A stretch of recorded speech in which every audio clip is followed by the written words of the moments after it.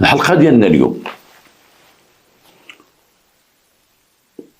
واحد النهار اولا غنبدل المدينه ونبدل الاسماء كما العاده، وبعض المرات تنقول لكم بعض الحوايج نعاود نقولهم لكم.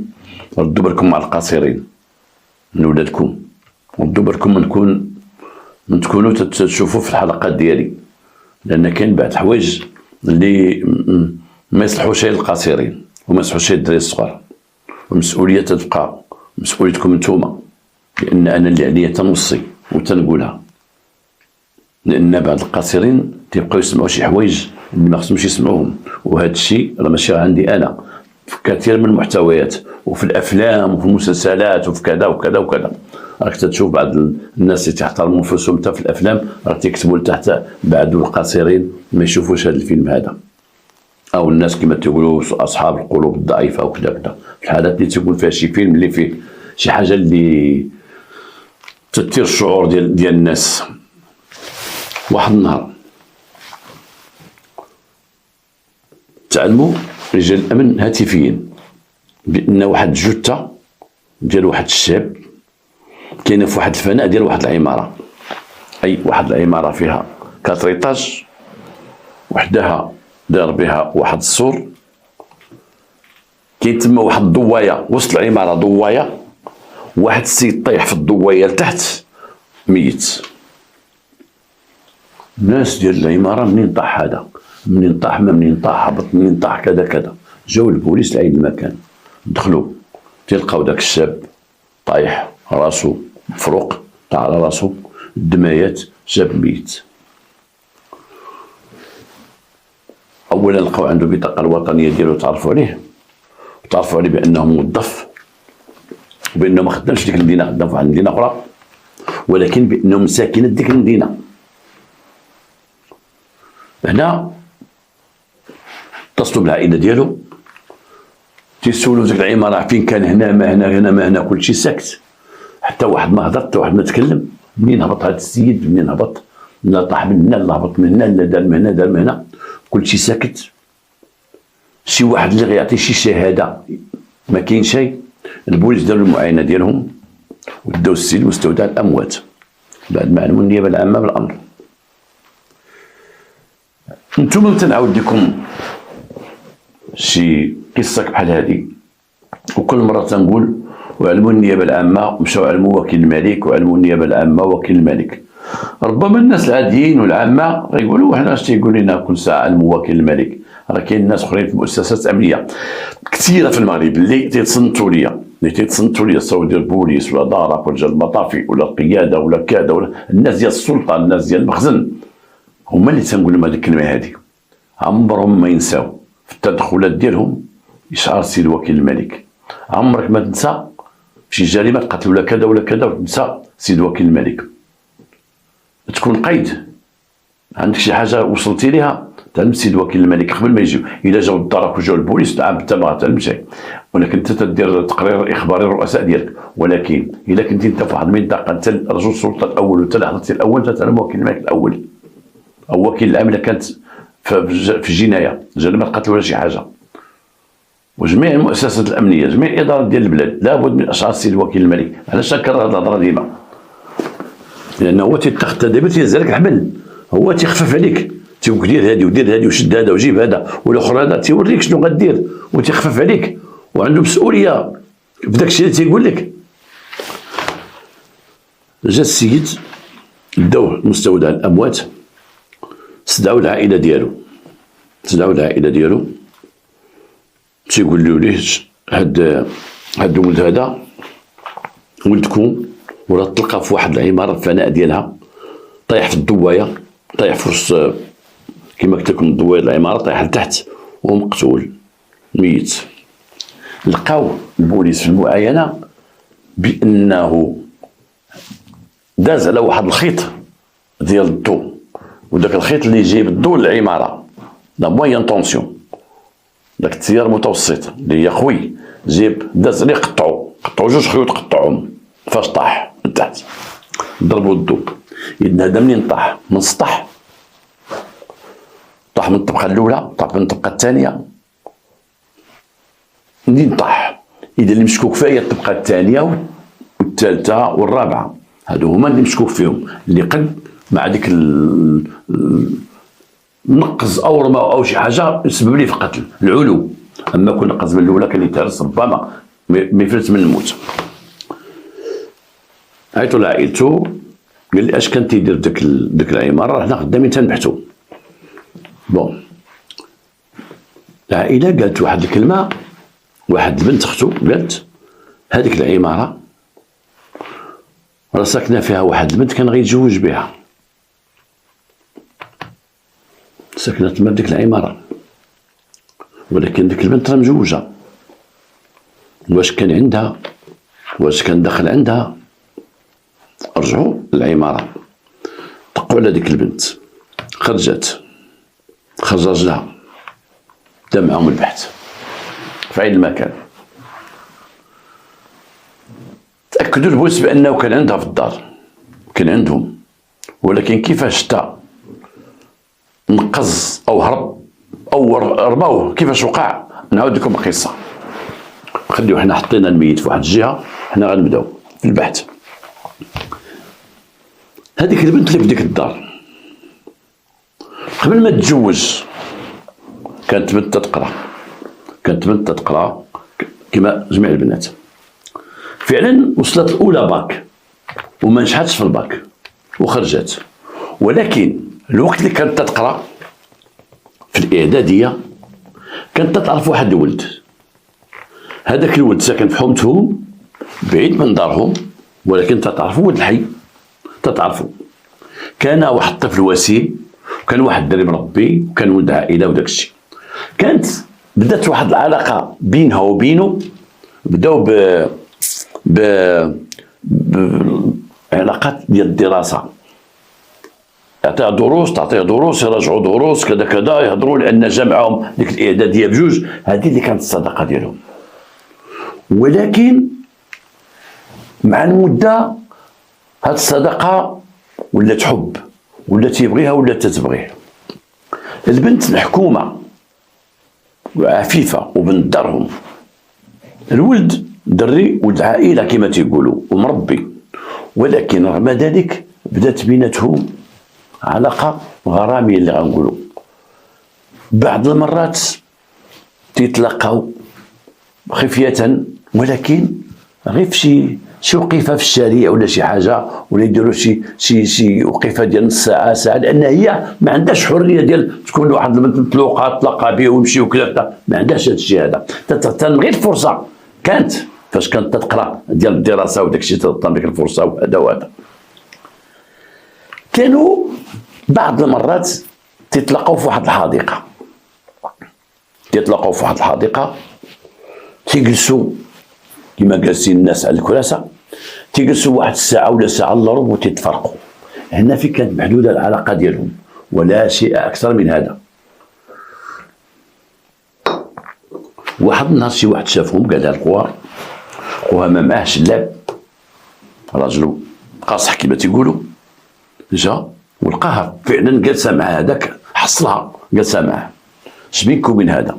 كانت تقرا معايا، ودابا انت باقا تقراي، لان الوقت اللي غيحصل اخوها ما بقاش تقرا. فين تتعرفيه؟ قالت لي تنعرفو، كان تقرا معايا وسلم عليا وكذا وكذا. شد اختو، ما هضرش مع داك السيد الاخر، ما تكلمش معاه. الاخر وقف وزاد في حالته. شد اختو فعلا ضربها في الشارع، ومشى ضربها في الدار، ونود المغوات، واجتمعت العائله كامله. شو وقع ما وقع، راه لقاها مع واحد ما لقاها مع واحد كذا كذا. انا ندير لها شهاده طبيه، داروا شهاده طبيه، تلقاو البنت بكر ما عندهاش مشكل، ولكن جا الحكم بانها مابقاش تخرج، صافي الدار مابقاش تخرج، صلاتو على النبي، بقات في دارهم ما تدخلش شيء. خواتي يشوف فيها شوف اخرى، دارهم تيشوف فيها شوف اخرى. كانت ساهيه مالكي غير ساهيه، طلعت من السرجم على ما تطلي دابا بداك السرجم، طلعت فوق السطح، طلعت ديال فوق السطح، ولات تحت المراقبه.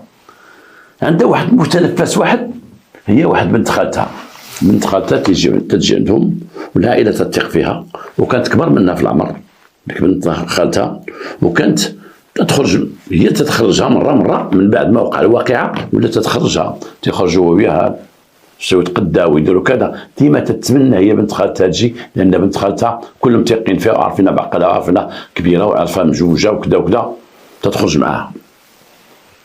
ديك بنت خالتها عندها واحد الوليد واحد البنيه، المهم تيخرجوا هي وبنت خالتها والبنيه الصغيره. بنت خالتها تتعرف هذاك الولد اللي كانت معاه، هي كانت تتعاود ليها كل شيء عليه، تتعرفوا كان تيقرا معايا وكان كذا وكان كذا وكان كذا وكان كذا. بنت خالتها بعض المرات بيطلب منها تتهضر مع بنت خالتها بالتليفون، كيدير لاباس عليك كذا كذا كذا، وانت شوف انت نلقاوك معاها ولقاك خوها وكان غيدير شي مصيبه كان غيقتلها وهي راه باقا تتبغيك وكذا وكذا، ايوا خصك تجي البنت باش تتزوجها، ايوا جي خطب ولا جي دير شي حاجه. وكنتي موعده بهذا الشيء وهذا الشيء باش بديتو النهار الاول كانت هي صله تواصل بينها وبينه، هي ما بقاش تتصل به، لكن بنت خالتها بدات تتصل به، ولكن بنت خالتها تتصل به لان اخرى تقول راه تيبغيني وتنبغيه بالزواج، عند الزواج باش يجي يتزوج. ولكن هو فعلا هو البنت خرجت من الدراسه المتوسط الاولى باك كما تيقولوا سيتيم، وهو بقى تيقرا، بقى الولد تيقرا، وبقات بيناتهم علاقه من خلال بنت خالتها. بعض المرات تتصل بها هاتفيا بالتليفون ديال بنت خالتها وتهضر معها، ديما تيوعدها بانه غيكون زواج وغيكون هادي وغيكون هادي وغيكون هادي وغيكون هادي. واحد تقدم واحد السيد من عائلتهم، من عائلة ديك البنت، تقدم الخطوبه ديالها. الخطوبه ديالها تقدم لها، هي ما عندها ما تقول، البنت محكومه ما عندها ما تقول، الدري اللي جا بخديمته، الدري خدام، عنده ماندا ديالو، امو تتعرف امو هذيك البنت، كاين واحد شويه ديال القرابه، ما لقاو ما يقولوا كتزوج بها. قبلوا العائلات خطب هذاك الولد، هي هنا بقات تدير لما خطبها وهي عقلها مع الاخر وافكارها مع الاخر وتتسنى الاخر وعارفه الاخر لا خدم غيجي يخطبها، بقات تقول ايه انا نتزوج به، ماشي ما نتزوجش به، ولكن انا نسكنني بوحدي، انا ما نسكنيش مع مو خواتاتو، عنده الاخر مو خواتاتو. تم الاتفاق على ذلك بانه غادي يتزوج به، ولكن خصو بيسكو هو خدام وموظف وكذا، تيقول له ودي راه خصك دير مويحي لك راسك، ان راه البنت من حقها باش تسكن بوحدها، عندك امك وعندك خواتاتك وباقيين جالسين مع امك، هي مابغاش تسكن معاهم. خواتها هو وافق على هذه الفكره ودارهم وافقوا على الفكره وايدوها وقال لها ودي خصك تسكنها بوحدها، والبنت راه ما غاتروحش ليك وما غيكونش زفاف، ها هي وعد بالزواج بيناتنا وخطوبه كاينه بيناتنا، ولكن عافاك ديال المحل ديالك دير. مشى هذاك الولد فعلا كرا واحد المنزل وبدا تيصبغ فيه وتيقاد فيه وكذا وكذا، وتيجي عنده من الدار بانه خاطبها وبانه كان وعد بالزواج وبانه من الاقارب ديالو، ولا تيجي وتجلس معها هي وامها وتتكون ديك بنت خالتها وتقول لها غنديروا هاد الطلامط، غنديروا كذا غنديروا كذا غنديروا كذا. لما اتت بيت النعاس ديالو وقالت شويه المسائل، ولا تطلب باش يكون الزواج كامل، باش يديروا العقد وباش يدخل بها وكذا وكذا وكذا وكذا وتمشي. ولكن ما هو خطير هو ان هذاك الاخر توظف، خدم وتوظف، من بعد ما هادي تزوجت بداك الولد ومشات معاه للدار ذكرى وسكنت معاه وداز على هاد الشيء واحد العامين، ولكن كاين مرة ذاك الاتصال ما بين هذاك الغابر وبنت خالتها، وبنت خالتها تتوصل لها وتقول لها شوفي راه واخا تزوجات انا هو راجلها، واخا تزوجات راه غادي نقاد راسي وكذا وكذا وكذا وكذا. خبرها نهار توظف قال لها راه توظفت ولا ما غنتفاقش معاه، انا راه توظفت صافي، انا ما هادي لهاديك، واخا تزوج بها هذاك وما تحاول ما تولدش معاه وما ديرش معاه الاولاد. الاخرى فعلا ما كانش تتولد مع هذاك، ربما انها كانت تستعمل حبوب منع الحمل خفيه، وتقولوا ربما غادا تولد، ما الطبيب قال لي غتولد ما غتولد، ربما ولكن ما ولداتش مع الاخر. وقعت هي علاقه متستره وخفيه ما بين بنت خالتها وهذاك الشخص، وهي هذيك بنت خالتها تتعاونها بنت خالتها غير تطفي العافيه كما قالت انا غير كنت تنطفي العافيه، انا غير تنطفي العافيه، تقول لي غير صبر ودابا اللي عطى الله زوجات وكذا وكذا. هي مع الراجل اللي مشات معاه وخدام، هذاك الراجل معقول وخدام عليها ومكلف بها وقاد بها وما حاربها حتى شي حاجه.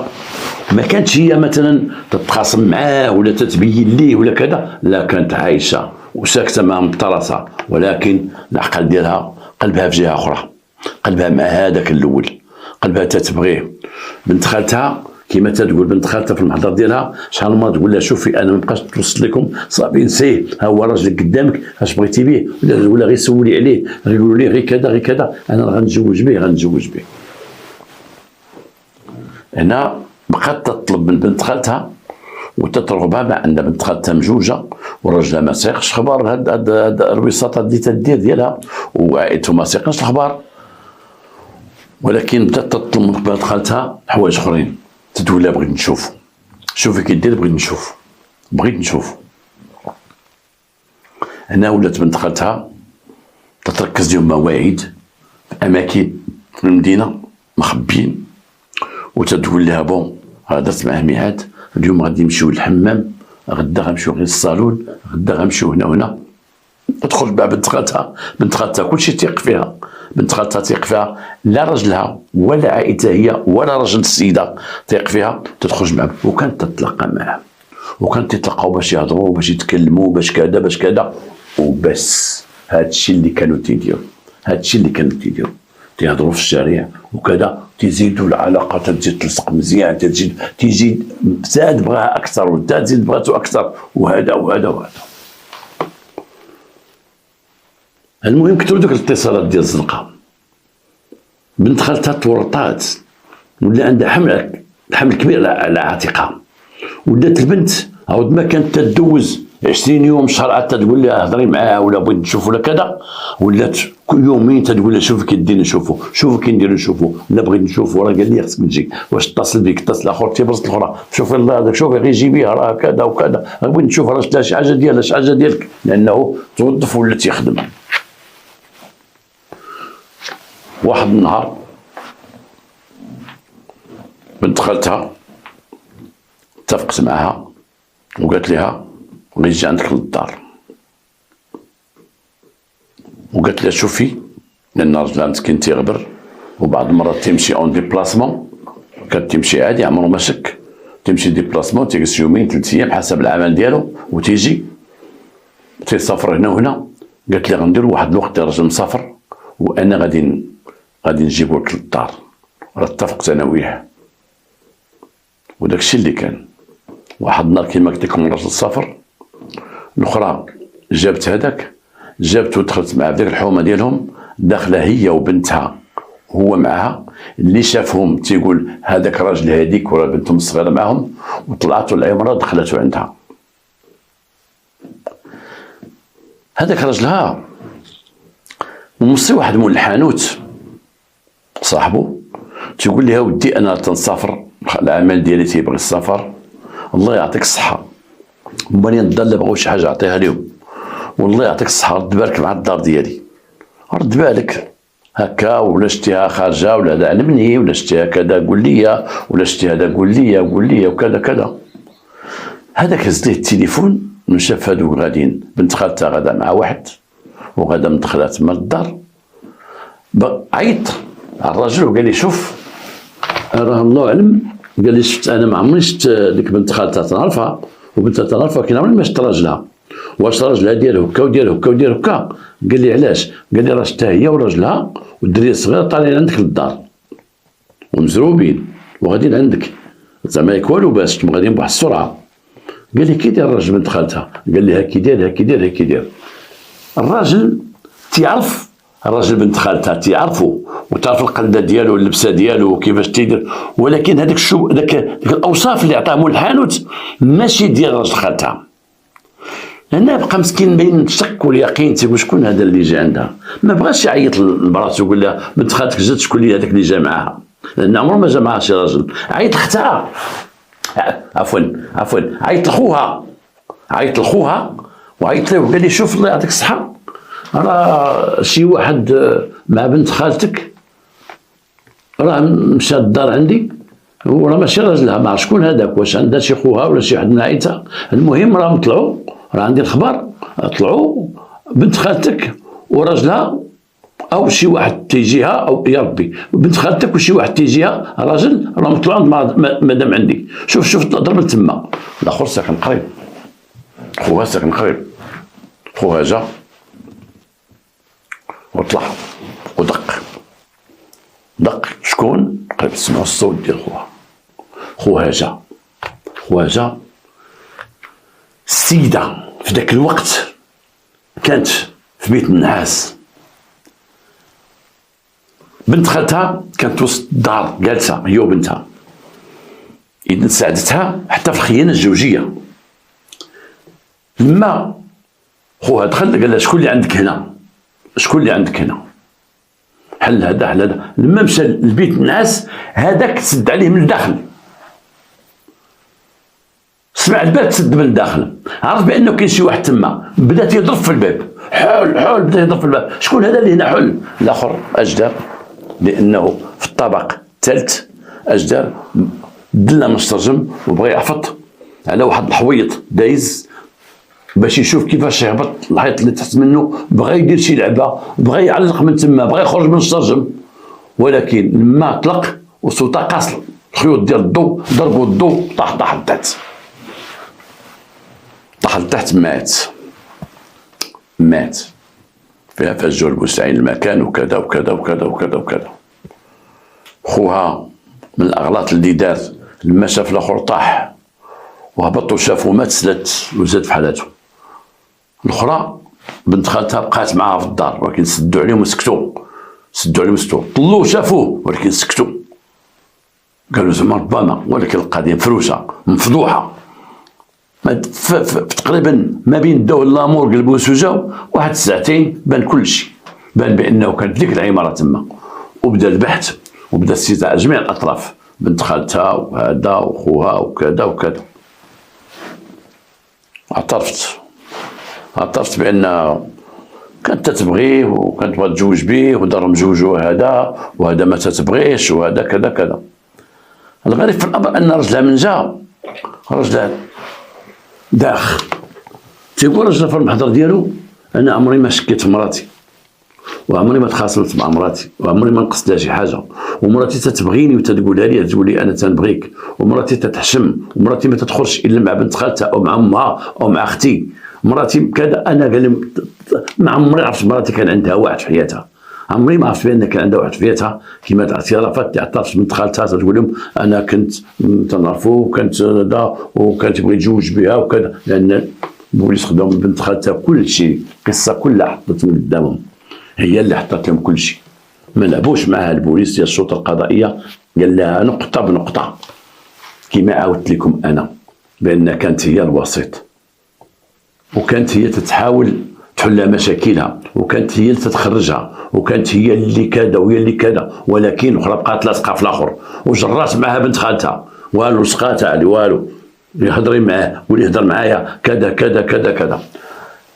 المعني بالامر الاخر مات، ولكن حسب التصريحات ديال افراد من عائلته تيقولوا ديك البنت راه كان تيبغيها، وتيقول من اجلها انا قريت وتوظفت، ومن اجلها بغيتها تكون مراتي.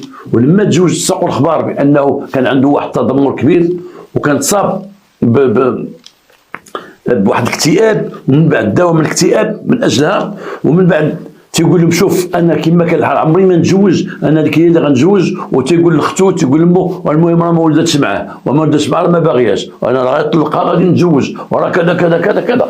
اذا كان تيحبها، حتى بعض الاصدقاء ديالو المقربين تيقولوا كان تيحبها، كان تيبغيها بزاف وكانت تتبغيه بزاف، ورجلها كان تيحبها، ورجلها تقول لك كانت تحبني، ما عندي معها حتى شي حاجه. اذا هاد المراه عندها قلبان، عندها جوج قلوبه هنا وهنا. بنت خالتها حماتي عاود لي واحد الضابط الشرطه قال لي واحد المراه وقوره ومعقوله ولكن زرفاتها معها، صيداتها معها، بدات عليها بشويه بشويه تتعاود بشويه حتى سقطت ولد هذيك بنت خالتها ولات قالت لي وانا وحدت انا الحماق، راه ليل ونهار مصدعاني وتبوسي رجليا وتطلبني وكذا وتهضر مع داك السيد غنتزوج بها والسيده مزوجه. المراه عندها قلبان، عندها جوج قلوبه، لان كانت تحب هذاك وتقول انا تنبغيك وتنحبك وكذا وكذا وكذا وكذا، ربما كانت غير تكذب عليه، وانا كراجل تيقول كنت تحبني مراتي وكنت نبغيها. تقدمت مرة من اجل الخيانه الزوجيه مع المتابعه ديال الراجل ديالها، تقدم خوها مع عدم المساعده لشخص في حالة خطر النجاة فشلت. تقدمت اخرى من اجل الوساطه في الخيانه الزوجيه وفسدت.